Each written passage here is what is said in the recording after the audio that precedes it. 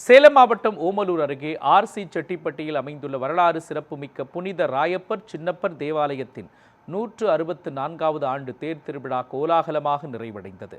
கடந்த 21ஆம் தேதி கொடியேற்றத்துடன் தொடங்கிய விழாவின் முக்கிய நிகழ்வாக வண்ண விளக்குகளால் அலங்கரிக்கப்பட்ட தேர்பவனி நடைபெற்றது. இதில் சாதி மத பேதமின்றி ஆயிரக்கணக்கான பக்தர்கள் பங்கேற்று தேரை இழுத்து வழிபட்டனர். மத நல் இணக்கத்தை வெளிப்படுத்தும் வகையில் நடைபெற்ற இந்த விழா நன்றி திருப்பலி மற்றும் கொடி இறக்க நிகழ்ச்சியுடன் நிறைவு பெற்றது.